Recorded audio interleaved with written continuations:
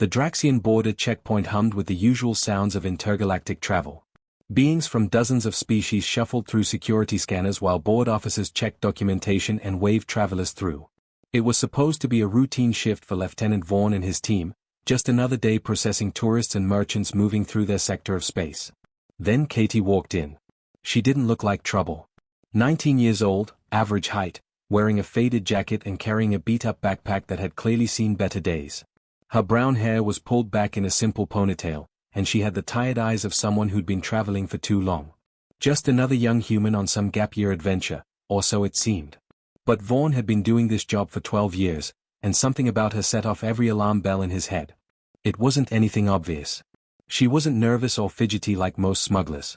In fact, it was the opposite. She moved with a kind of controlled ease that made his skin crawl. The way she scanned the room when she entered, the way she positioned herself with clear sightlines to all the exits, the way her hands never quite relaxed at her sides.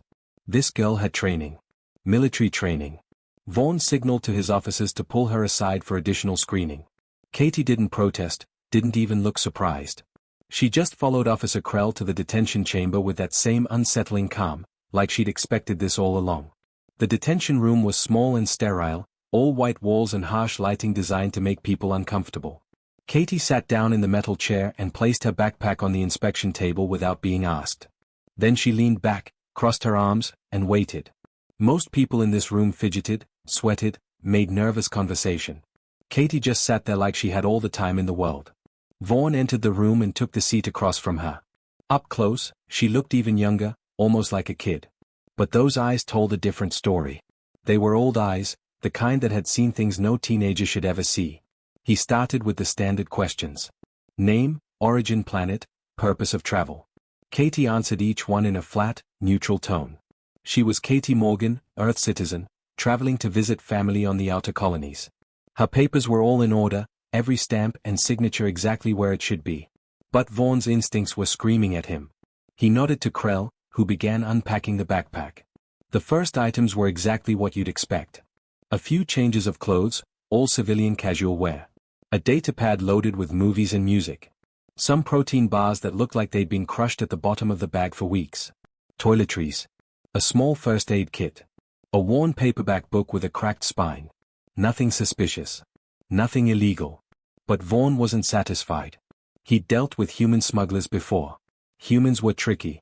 They were clever about hiding things, about creating layers of deception. And this girl, with her military bearing and careful control, was definitely hiding something.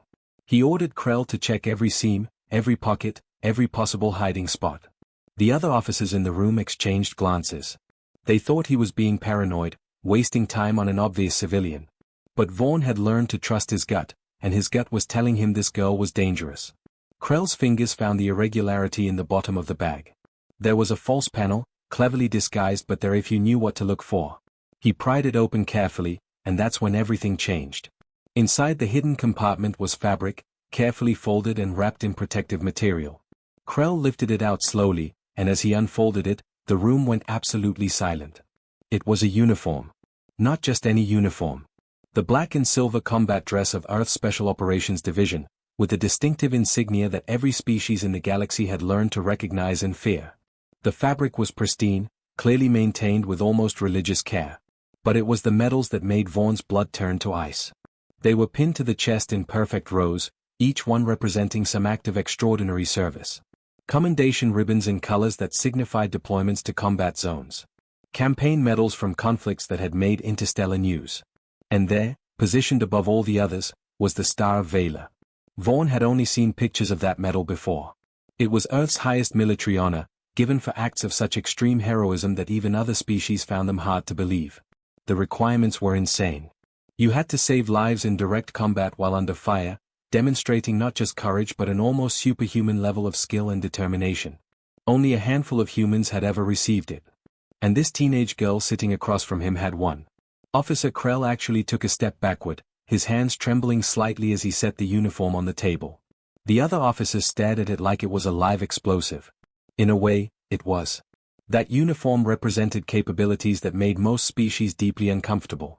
Humans were already concerning enough with their endurance, their adaptability, their refusal to quit even when logic said they should. But human special forces were something else entirely. They were the beings that other species told scary stories about. The room was so quiet you could hear the air recyclers humming in the walls. Every eye turned to Katie, this ordinary-looking girl who suddenly seemed much less ordinary. For the first time since entering the checkpoint, Katie's expression changed. The careful neutrality slipped away, replaced by something that might have been amusement, or maybe resignation. A slight smile tugged at the corner of her mouth as she met Vaughn's eyes directly. Her voice was soft, almost gentle, but there was an edge to it that made every officer in the room tense up. "I did warn the guy at the front desk," she said quietly. "I told him you really didn't want to look inside that bag." 2 hours had passed since they found the uniform, and Lieutenant Vaughn still couldn't wrap his head around what he was dealing with.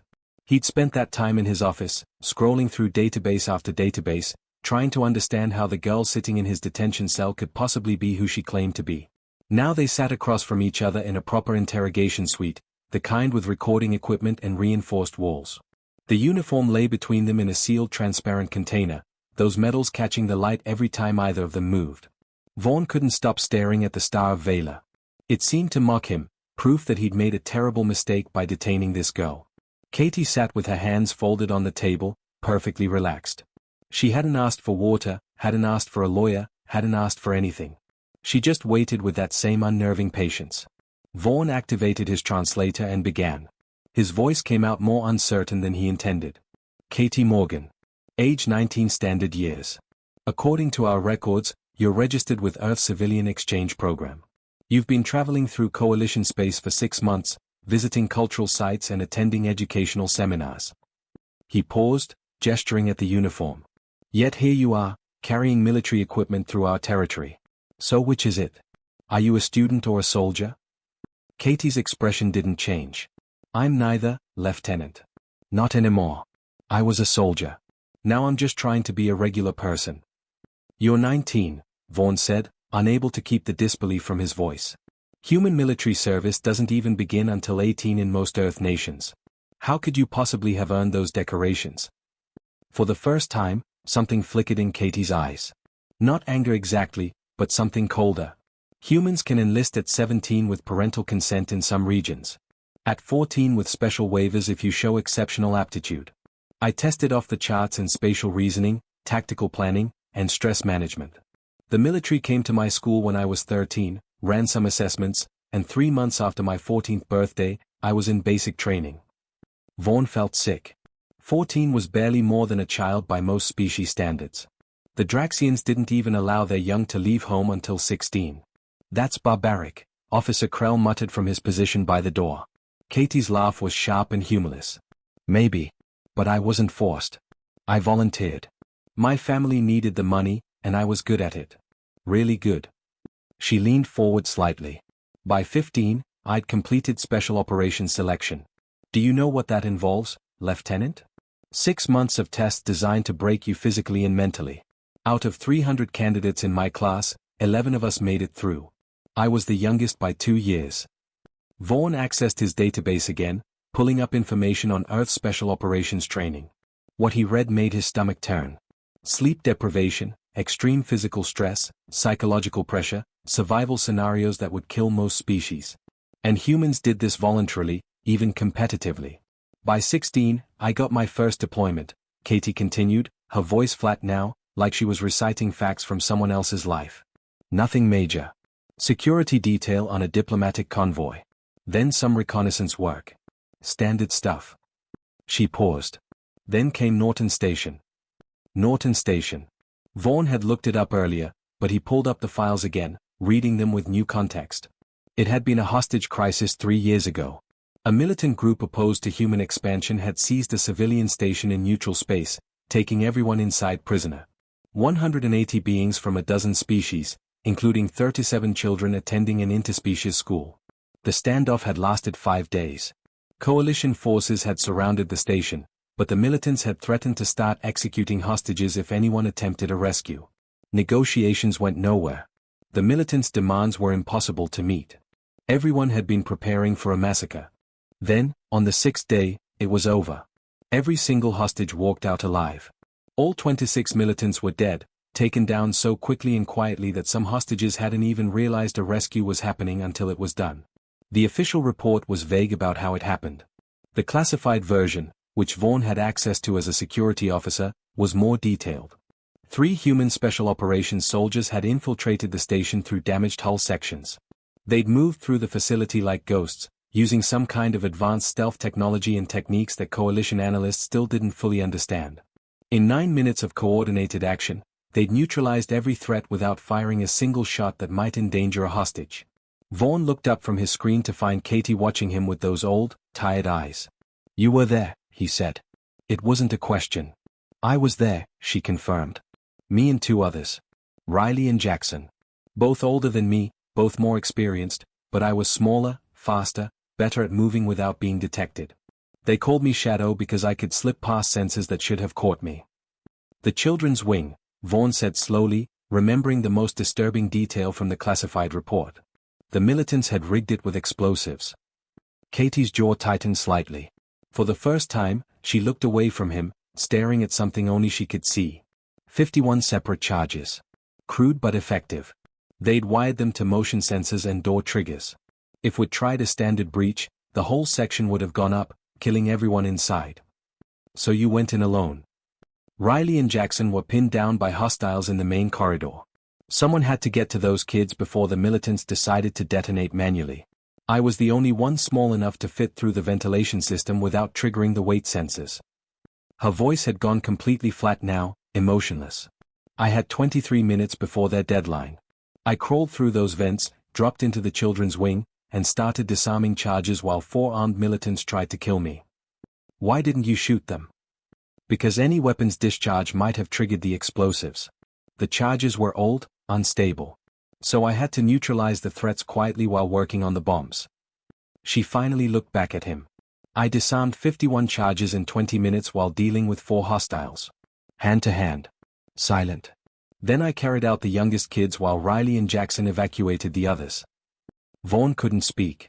He tried to imagine being 17 years old, crawling through vents with 51 bombs waiting to explode, fighting trained killers with your bare hands while simultaneously defusing explosives. The level of skill, the mental fortitude, the sheer nerve it would take was beyond his comprehension. 84 children, Katie said quietly. "That's how many were in that wing. 84 kids from 11 different species who got to go home to their families because I was good at my job that day." She gestured at the Star of Vela in its container. "That's what that medal represents. The best and worst day of my life." "And now?" Vaughn asked. "What are you doing now?" Katie's smile was sad. "Now I'm 19 years old with 3 years of combat experience and no idea how to be a normal teenager. I took my discharge 6 months ago. Honorable service, full benefits, glowing recommendations. And that uniform in that bag is going home to my mom, who hasn't seen it since the day I left for training. It's all I have to show for those years besides scars and nightmares." She stood up slowly, and despite knowing she was unarmed and surrounded by armed guards, Vaughn felt his muscles tense. "Lieutenant, I'm not your enemy. I'm not a spy or a smuggler or a threat. I'm just a kid who grew up too fast, trying very hard to figure out what comes next. That uniform is a keepsake, a reminder of who I was. Not who I am anymore." Everything fell apart within 3 hours of Katie's detention becoming public knowledge. Vaughn didn't know how the information leaked. Maybe one of his officers mentioned it to family, or perhaps someone in records filed a report that pinged the wrong database. However it happened, by late afternoon the story was everywhere. Local news feeds picked it up first, then regional networks, and within hours it had spread across multiple star systems. The headline made Vaughn's head hurt every time he saw it: "Human war hero detained at border checkpoint, Special Forces soldier treated like criminal." His communication panel hadn't stopped flashing for 2 hours. Calls from his superiors, messages from coalition officials, urgent requests from media outlets wanting statements. He'd ignored most of them, trying to figure out what to do with the situation spiraling out of control in his detention center. Outside checkpoint Theta 7, crowds had begun gathering.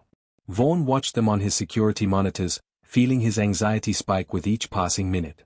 What had started as maybe 50 or 60 curious onlookers had swelled to nearly 1,000 beings from dozens of species, and they weren't just watching anymore. They were organizing into groups, shouting, waving signs and banners. One faction, mostly older Draxians and members of conservative political movements, had positioned themselves on the left side of the checkpoint entrance. They carried signs demanding Katie's immediate deportation. Human military out of Draxian space, one banner read. Today a soldier, tomorrow an invasion, declared another. They were chanting something about security and sovereignty, their voices creating an angry rhythm that made Vaughn's headache worse. But it was the other group that really worried him. On the right side of the entrance, a crowd of mostly young beings had gathered, and they were treating Katie like some kind of celebrity. They had banners too, but theirs showed support. Free Katie Morgan, hero not criminal, and thank you for Norton Station. Some of them had even printed out images of the Star of Vela, holding them up like concert posters. They were chanting her call sign, Shadow, Shadow, Shadow, over and over again. Vaughn had never seen anything like it. The girl was 19 years old and somehow she'd become the center of an ideological battle he didn't fully understand. When had human soldiers become objects of fascination for Draxian youth? When had they gone from scary stories to role models? Officer Krell appeared in the doorway of his office, looking pale and stressed. Sir, we have another problem. Of course we do, Vaughn muttered. What now? Coalition Diplomatic Corps just sent an official communication. They are formally requesting Katie Morgan's immediate release. Her documentation is legitimate, she's traveling on a valid civilian passport, and they are citing about 15 different treaties that say we can't hold her without specific charges. Vaughn rubbed his temples. And Draxian internal security? Krell winced. They are saying the opposite. They want a full investigation. They are worried about human intelligence operations, especially with the trade disputes heating up between Earth and some coalition members. They think she might be a spy. A spy, Vaughn repeated flatly. A spy who openly carries her military credentials in her backpack. I'm just telling you what they said, sir. Before Vaughn could respond, his communication panel lit up with a priority alert. The kind of alert that meant someone very important was trying to reach him and wouldn't take no for an answer. He accepted the call, and his screen filled with an official seal he recognized immediately. It was from an Earth military vessel. The officer on the other end wore the crisp uniform of Earth's Space Navy. His face was professionally neutral, but his eyes were hard. This is Captain Stevens of the United Earth Spaceship Defender. I'm transmitting from just outside Draxian territorial space. We've received word that one of our citizens is experiencing difficulties at your checkpoint. Vaughn felt cold. The UESS Defender wasn't some small patrol craft. It was a heavy cruiser, the kind of ship that carried enough firepower to level a small moon. And it was sitting right outside his star system, politely asking about Katie Morgan. Captain Stevens, Vaughn said carefully, the individual in question is undergoing a routine security screening. There's no cause for concern. Routine security screenings don't usually take 6 hours, Lieutenant. And they don't usually involve detaining decorated veterans in isolation cells. Stevens' voice remained calm, but there was steel underneath. Would like permission to enter Draxian space to provide consular support to our citizen. Just a standard welfare check, you understand. Standard welfare check. Delivered by a warship. The message couldn't have been clearer if Stevens had pointed a gun at him through the screen. That won't be necessary, Vaughn said quickly. We're processing her case now and expect resolution shortly. I'm glad to hear it, Lieutenant. We'll wait right here for that resolution. I'm sure you understand that Earth takes the welfare of its military veterans very seriously. Especially those who've served with such distinction. Stevens paused meaningfully. We'll expect an update within 2 hours. The call ended, leaving Vaughn staring at a blank screen and wondering how a simple customs check had turned into an international incident. Krell was looking at him with barely concealed panic. Sir, they sent a warship. For one go. They sent an actual warship. I'm aware, Vaughn said tightly. What are we supposed to do? Internal security wants her investigated, the coalition wants her released, Earth is threatening us with a battlecruiser, and we've got 1,000 protesters outside ready to riot. This is insane. Vaughn pulled up Katie's file again, staring at her service record. 3 years of active duty. 12 successful operations. 0 disciplinary actions. Honorable discharge with full commendations. And that Star of Vela, earned for saving 84 children while 17 years old. He thought about her sitting in that cell, doing push-ups to pass the time, completely calm while chaos erupted around her. She'd known this would happen. That's why she tried to warn them not to look in the bag. She'd known exactly what kind of storm that uniform would create. A new message popped up on his screen, and Vaughn's heart nearly stopped when he saw the sender's name. Ambassador Trell. The most influential Draxian diplomat in 3 sectors, advisor to the High Council, and one of the most powerful political figures in their entire species. The message was brief and to the point: I'm arriving at your checkpoint in 1 hour. Do not release Katie Morgan until I get there. Do not transfer her to anyone else. I will handle this situation personally. Vaughn showed the message to Krell, whose face somehow went even paler. Why would Ambassador Trell care about a random human soldier? Krell asked. I don't know, Vaughn admitted. But we're about to find out. He looked back at his monitors. The crowds outside had grown larger, more agitated. News crews had arrived, setting up cameras and interviewing protesters. Security forces were forming barriers to keep the 2 groups separated. The whole thing was a powder keg waiting for a spark. And in the middle of it all, sitting calmly in her cell, Katie Morgan waited. She'd stopped exercising an hour ago and was now sitting cross-legged on her bunk, eyes closed, breathing slowly. Meditating, or maybe just conserving energy. The calm at the center of the storm she'd predicted. Vaughn had been a security officer for 12 years. He'd dealt with smugglers, fugitives, terrorists, and every kind of troublemaker the galaxy could produce. But he'd never felt as out of his depth as he did right now, trapped between competing powers all focused on one teenage girl with a uniform in her bag. His communicator buzzed again. Another urgent message, this time from his direct superior. The text made his stomach sink. Whatever you do, do not let this become a diplomatic crisis. The High Council is watching. Too late, Vaughn thought grimly. It already is. Ambassador Trell arrived exactly when he said he would, and Vaughn had never seen the distinguished diplomat look so furious. The ambassador's transport landed directly at the checkpoint, bypassing all the normal protocols. His security detail had to physically clear a path through the crowds of protesters, who surged forward trying to get a glimpse of him. Cameras flashed, reporters shouted questions, but Trell ignored all of it. He swept through the checkpoint entrance like a force of nature, his formal robes billowing behind him, his face set in an expression that made seasoned officers step hastily out of his way. Vaughn met him in the main corridor, already preparing his explanations and apologies. He didn't get the chance to use them. Where is she? Trell demanded, his voice cutting through the nervous chatter of the security staff. Where is the human who saved my son's life while you people treat her like a common criminal? The words hit Vaughn like a physical blow. Your son? He felt his legs go weak as the pieces suddenly clicked into place. Ambassador, I don't understand, Vaughn managed. Then let me make it very clear for you, Lieutenant. Trell's eyes were blazing. 3 years ago, my son was on Norton Station. He was 8 years old, attending the Interspecies Academy there for cultural education. When those militants took over, I thought I'd never see him again. Do you have children, Lieutenant? Vaughn shook his head mutely. Then you cannot possibly understand what those 5 days were like. Watching the news feeds. Seeing those monsters make their demands. Knowing my boy was trapped in there, terrified, while politicians argued about protocols and jurisdiction. Trell's voice cracked slightly. We'd given up hope. The coalition forces said a rescue was impossible. Too many hostages, too many explosives, too many ways for it to go wrong. We were preparing for the worst. He started walking, and Vaughn hurried to keep pace, leading him toward the observation room overlooking Katie's cell. Then those 3 humans appeared, Trell continued. Like ghosts, the survivors said. They moved through that station so fast, so precisely, that half the hostages didn't even know a rescue was happening. But it was the children's wing that was the real nightmare. Those militants had turned it into a death trap, and Coalition Command had written those kids off as unsavable. They reached the observation window.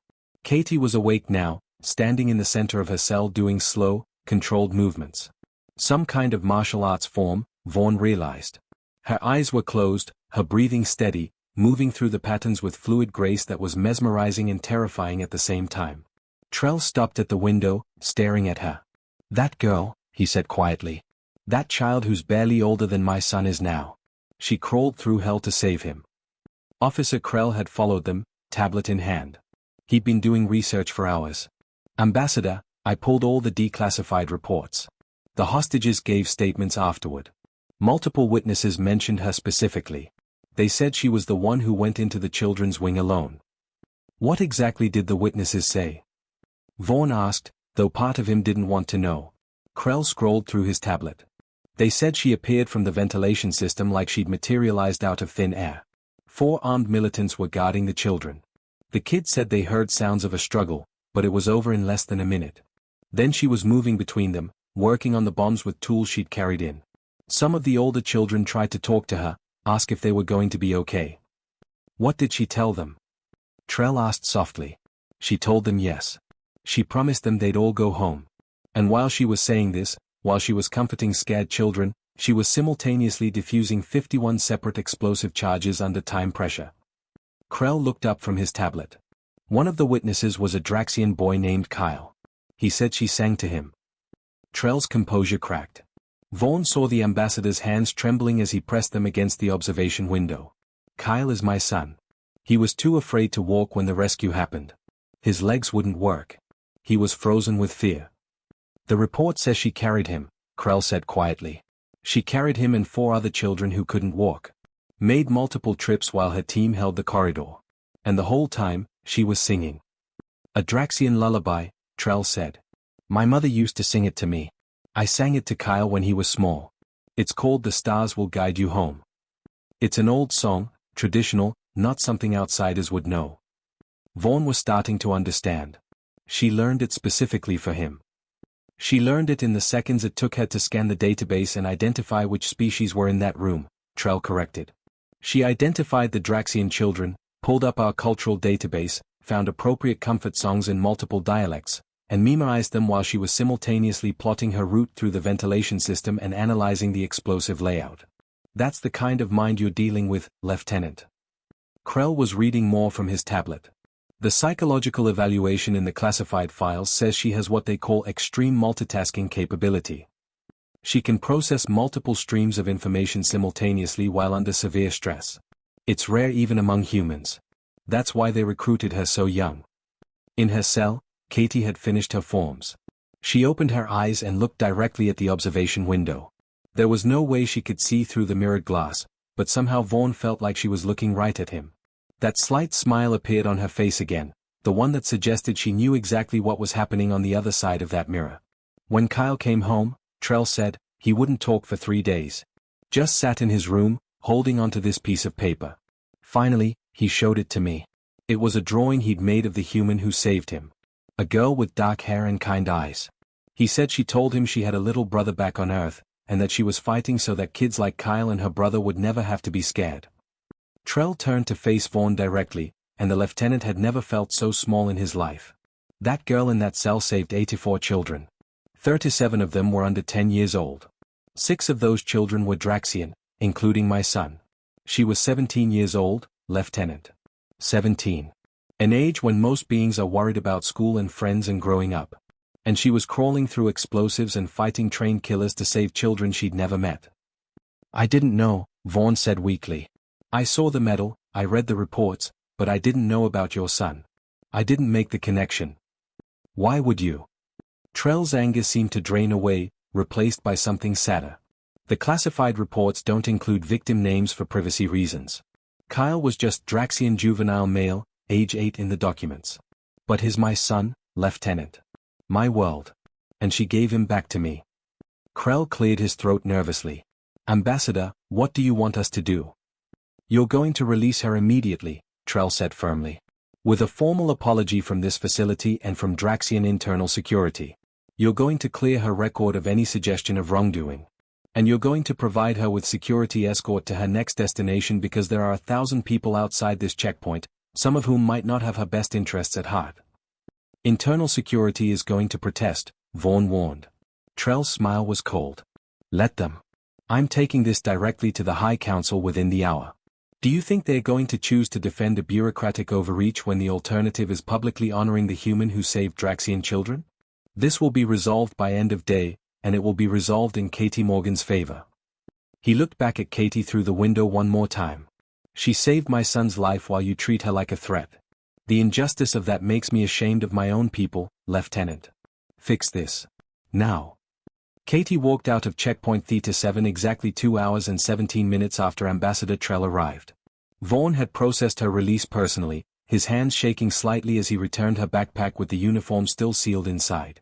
She'd signed the discharge papers without reading them, collected her belongings, and stood there waiting with that same patient calm she'd shown since the moment she arrived. The formal apology had been awkward. Vaughn had rehearsed it 3 times but still stumbled over the words, trying to explain that he'd been following protocol, that he hadn't known, that he'd made a mistake. Katie had listened politely and then simply said, "I understand, Lieutenant. No hard feelings." As if the last 8 hours of detention meant nothing to her.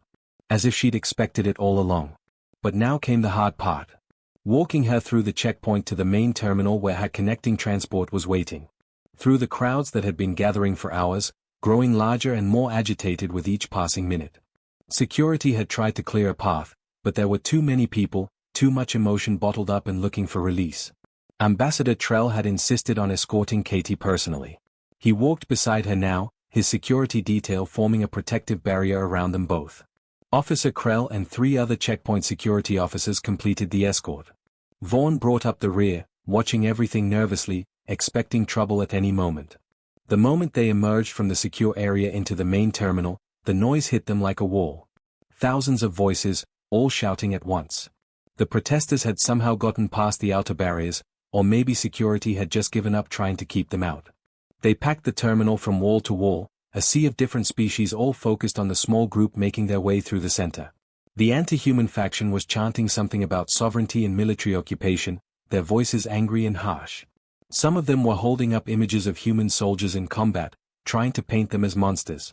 Today a hero, tomorrow an invader, one sign read. Human military go home, declared another. But it was the other side that dominated the space. The young people, the ones who'd grown up hearing stories about human courage and determination, who'd watched recordings of human achievements and seen them as inspiration rather than threats. They were cheering, actually cheering, like Katie was some kind of celebrity. They'd made signs with her callsign Shadow written in a dozen different languages. Some had even printed images of the Star of Vela, holding them up like she was a hero from their favorite stories. Katie kept her eyes forward, not acknowledging either group. But Vaughn noticed the tension in her shoulders, the way her hands had unconsciously formed loose fists at her sides. She was tracking every threat, every movement, her training overriding her attempts to stay calm. This was a soldier's instinct, automatic and unavoidable. They were halfway through the terminal when a small figure broke free from Ambassador Trell's security detail and ran forward. It happened so fast that none of the guards could react in time. A young Draxian boy, maybe 11 or 12 years old, darted through the barrier and rushed straight toward Katie. Multiple security officers reached for their weapons. The crowd gasped. For a split second, everything hung in terrible balance. Then Katie dropped to one knee, arms opening, and caught the boy in a hug. "Kyle," she said softly, her voice somehow carrying through the sudden silence that had fallen over the terminal. "Look at you. You've gotten so tall." The boy was crying, his thin arms wrapped around Katie's neck. "I saw the news. I told Dad we had to come. I had to see you. I had to say thank you. I never got to say thank you." Katie's composure cracked for the first time since Vaughn had met her. Her eyes went shiny with unshed tears as she held this child she'd saved 3 years ago. "You don't need to thank me, little star. You were so brave that day. You and all the other kids. I was just doing my job." "You saved my life," Kyle insisted, pulling back to look at her face. "You saved all of us. You promised we'd go home and you kept your promise." Ambassador Trell had moved closer, his own eyes wet. He placed a hand on his son's shoulder but didn't pull him away. Kyle insisted on coming. "I hope you don't mind." "Of course not." Katie stood slowly, keeping one hand on Kyle's shoulder. She looked at the ambassador directly. "How is he? Really? Nightmares? Anxiety? Trust issues?" "Some nightmares still," Trell admitted. "Especially around the anniversary. His therapist says it's normal, that he's processing trauma in healthy ways. But he's doing well overall. He's strong. Like someone taught him to be." Katie's smile was sad. "I wish I could tell you it gets easier. That the nightmares stop. But I'd be lying." She looked down at Kyle. "But it does get better. The good days start to outnumber the bad days. You learn to live with it, to be stronger because of it. And you've got your dad, your family, people who love you. That helps more than anything." "Do you have nightmares?" Kyle asked with the blunt honesty only children possess. "Yeah," Katie admitted. "I do. About that day, about other days. But I also dream about good things. About all of you getting to go home. About your faces when you realized you were safe. Those dreams make the bad ones worth it." Someone in the crowd had started recording, and now the footage was probably streaming across a dozen news networks. The image of Katie kneeling with this Draxian child, both of them with tears on their faces, was going to be everywhere within the hour. Vaughn could already imagine the headlines, the political debates, the endless analysis. But in this moment, none of that seemed to matter. There was just a young woman and a child she'd saved, having the conversation they'd never gotten to have 3 years ago. Katie reached into her jacket pocket and pulled out something small. A patch, Vaughn realized. A military unit patch from her old team. She pressed it into Kyle's hand. This was on my uniform the day we came for you. I want you to have it. To remind you that even when things seem impossible, there are people out there willing to fight for you. Not because they know you, but because you matter. Kyle clutched the patch like it was made of gold. Will I see you again? Maybe someday, Katie said gently. But right now, I need to go home. My mom's waiting for me, and I've been away too long. You understand that, right? How important it is to be with your family. Kyle nodded, then suddenly hugged her again. Thank you for bringing me home to my dad. Thank you for keeping your promise. Always, Katie whispered. I'll always keep my promises to you kids. When they finally separated, Ambassador Trell stepped forward. He did something Vaughn had never seen a Draxian diplomat do. He placed his hand over his heart in the human gesture of respect and bowed deeply. Katie Morgan, on behalf of my family and the 6 Draxian families whose children you saved, I offer you our eternal gratitude. What you did that day will never be forgotten. You are always welcome in Draxian space, always welcome in our homes. You are a hero not just to humans, but to all of us.